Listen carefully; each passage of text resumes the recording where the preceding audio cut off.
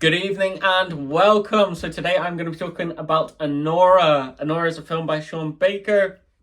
I absolutely love this because it's an independent film. It got a load of awards from the Oscars. I believe Sean Baker picked up 4 for Best Director, Best Film, Best Writing, and also Best Editing. And I was like, wow, like sensational night for independent films, especially now because it's so tough to make a film.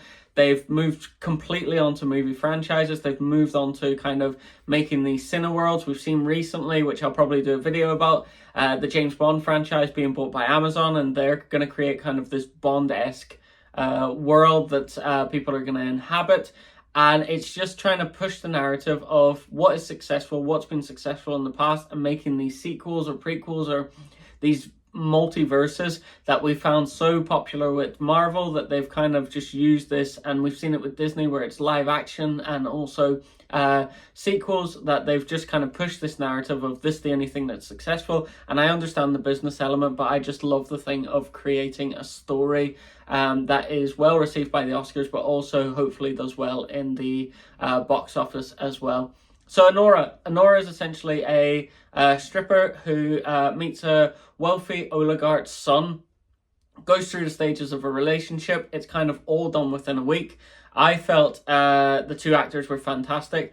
Mickey Mickelson, I always get that name wrong, but she was sensational. I thought the way she played her character, there was so many ranges of emotions. There were so many moments where she was very calm and then she would get ticked off by something and you've seen her explode into emotion. I was like, wow, this is a great performance from her. And she kind of led the whole thing, because the guy who played the Russian oligarch was good. He was good and he led it very well, but he kind of played a caricature of what we see kind of like a wealthy frat boy do. He spends a load of money, he sees money as no object, and then we see the parents come later and he gets told off and he's like, sorry mum, sorry dad, I need to just go.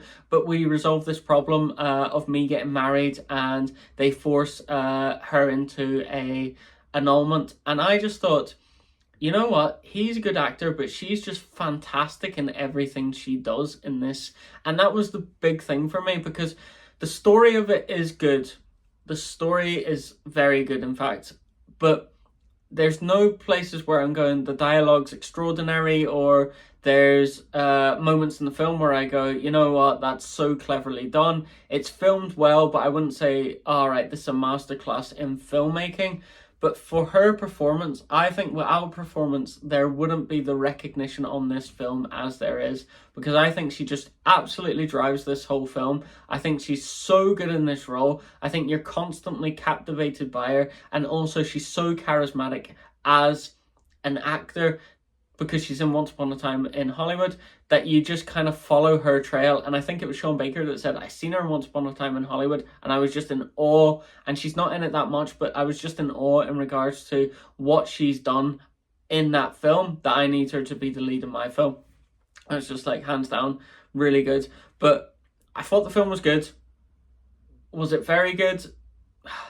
It's hard for me to say, because I enjoyed it. I'm so glad it won the Oscars, but I would say, you know, when recommending a film, I like to go full out. I'd recommend this. I'd definitely say you should watch this. And for this, I think it can have a particular take, especially where it has subtitles, especially where there is moments where it has to pick up speed to get going. And also the story arc is just essentially that guy meets girl, girl is a stripper, guy is a rich oligarch. Relationship gets going within a week, they end up married, and then parents come, have to resolve the issue, and then it ends that kind of way. I don't want to say exactly what happens at the end, but that's kind of my premise of it. And yeah, go watch it if you have it, if you're able to get it